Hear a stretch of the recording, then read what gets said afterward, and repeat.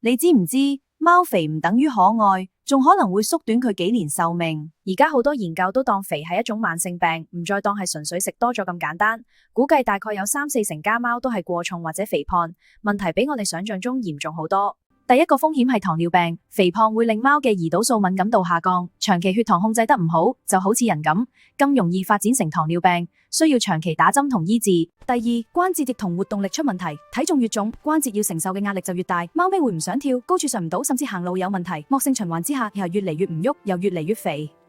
第三係心血管同埋呼吸系統，肥胖貓比較容易出現高血壓、心臟負荷增加，有啲一喐卡就穿得好緊要，長遠會增加心臟病同其他併發症嘅風險。第四係壽命縮短同埋手術風險上升。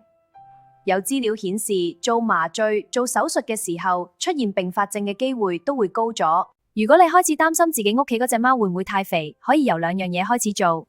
第一，粗略睇睇，應該上面睇到少少腰線，通常就比較接近理想體重啦。第二就係飲食加運動一齊調整，可以勤獸醫或者營養建議，幫貓貓計一計每日應該食幾多熱量，減少隨便餵零食。同時每日加幾次短時間互動遊戲，真正愛佢就係幫佢維持健康體重。如果你懷疑自己屋企隻貓太肥，不如喺留言度打低佢幾多先，我之後可以拍多條片專講貓咪點樣安全減肥。